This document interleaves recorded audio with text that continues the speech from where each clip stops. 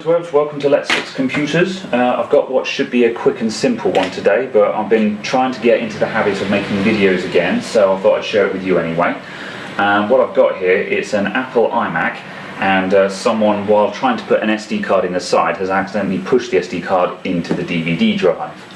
Oops.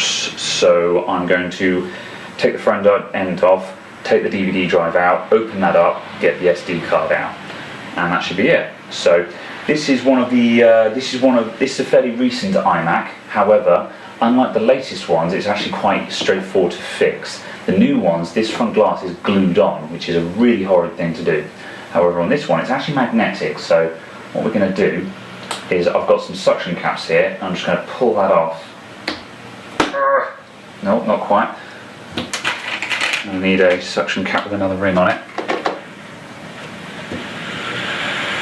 If you've got a sat-nav mount or something like that, or any kind of bigger suction cap, that would be better. Right, it's coming up at the corner here, so let's just get my finger under there. Very gently run my nails to the other end. There we go.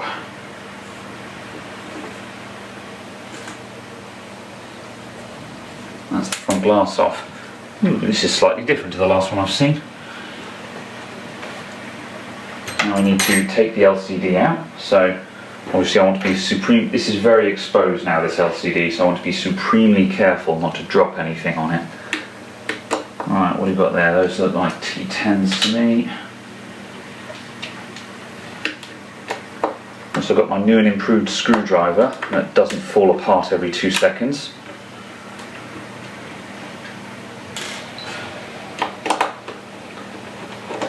Now, it's kind of awkward taking these screws out because these magnets around the edge keep disrupting everything, so make sure you work with a very steady hand and just brace yourself against the edges just to make sure that you don't accidentally go skew-if. Because sometimes when you've got magnets right next to your screwdriver, you can inadvertently suddenly go to the magnet, and if you're not careful you might suddenly strike the screen, which would obviously be a bit of an awkward moment. I'm just allowing those screws to snap to the magnets when they want to. Oh, drop that one.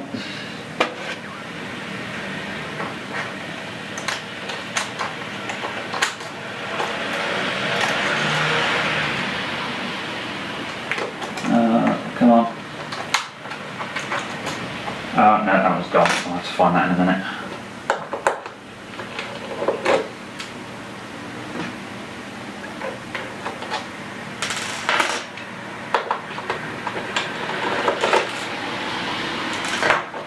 Right.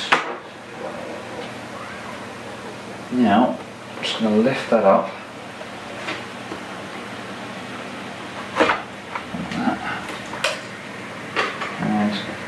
It's going to slide forward slightly. Now, I haven't actually taken this revision apart before. I'm going to very carefully look. We've got a couple of cables underneath that need to be detached. There's one up here in the top left. I'm going to pull out. That's there. And then the main display cable. There's another one down there as well. I'm just going to get my arm under there. I would try and show you these, but I'm not going to be able to. But just get your head under and have a good look. There we go. Right, the display cable, I think the easiest way to handle this would be, I'm going to slide that forward and then tilt it the other direction. Like this. Oh heavens, there's another one. A lot of cables going to this one. I'll show you all of these in a moment when I've disconnected them. That's out, there we go, we're free. Okay, right, so what we had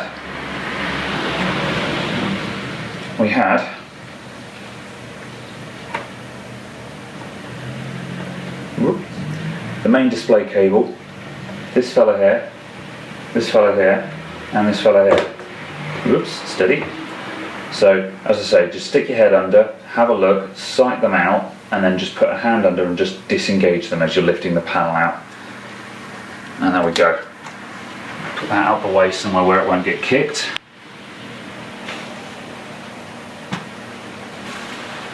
Alright. This is a very pretty one on the inside. I like this. Okay, so this is what we're interested in. So we're going to take this out. I think this is all on a single plastic frame that will come out in its entirety. So I'm going to undo these screws around the edge of it.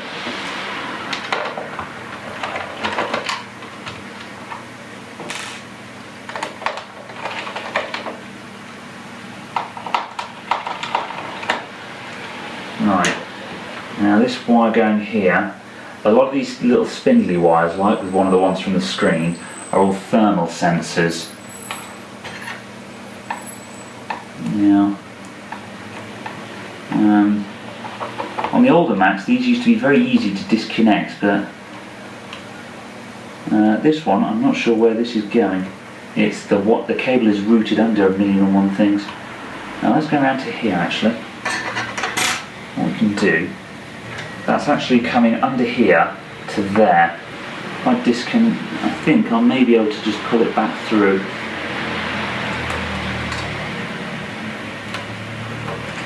Yeah, that's going to work.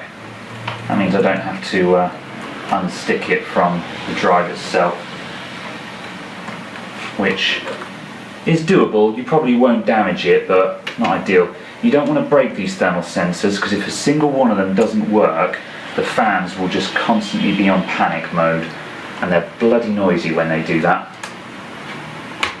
Just trying to unplug the SATA connector from the back.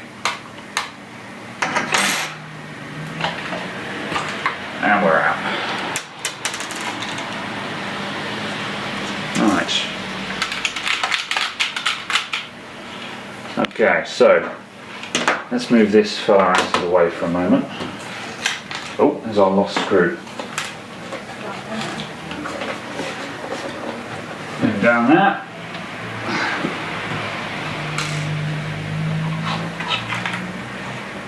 Right, so I'm just going to take this out of its frame, and then we'll be able to take the top cover off of it.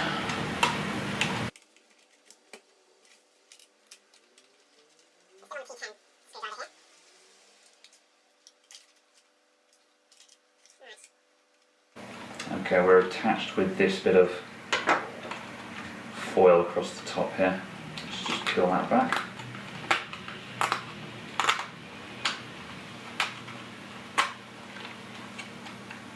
Like that, there we go. Oh, look at that. Didn't even need to. And we're done. Right, if that hadn't fallen out, what we would have had to do is take out these screws here. And then I've done this in a previous video where you take off these top screws, and then using a sort of a screwdriver and a prying tool, this top cover will sort of wiggle or pry away, and then that gives you complete access to the inside. So that's what we would have done. That's how you also remove jammed discs from inside. If the mechanism is jammed up with a disc in there, take that top cover off and you can just manually remove the disc. 9 times out of 10, the next time you power up the drive, the mechanics will reset themselves and it will all realign in the empty position. If it doesn't do that, it's probably knackered and needs to be replaced. I have tried fixing the mechanisms in these before, but it's a bit touch and go, to be honest. I'm sure it can be done, but these drives are not particularly expensive to replace, to be honest. It's just an ordinary slot load DVD drive. So if your drive is that badly knackered, I would just replace it personally. I wouldn't mess around with trying to fix it. I think a replacement one, you can probably get a replacement one on eBay for like, I don't know, 20, maybe 30 quid tops. So there's not much point in messing around and then having some ropey mechanics when you can replace it for such a small amount of money. Okay, so putting these screws back in, and then we're just going to reassemble.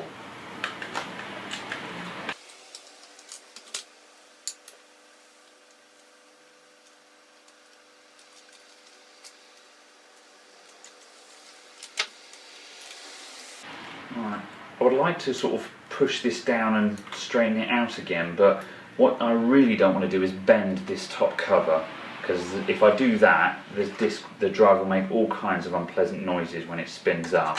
So this is not really functional in any way other than to reduce noise by my best estimates. So I'm not going to worry about that too much.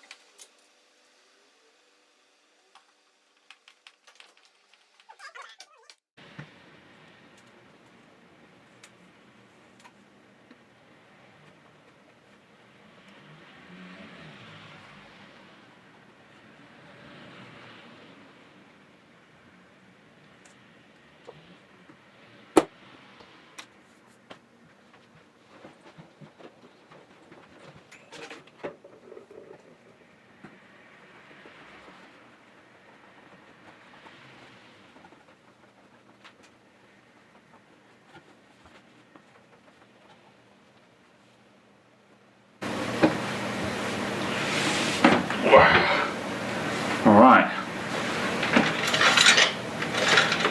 we'll just give that some power to make sure it starts up okay.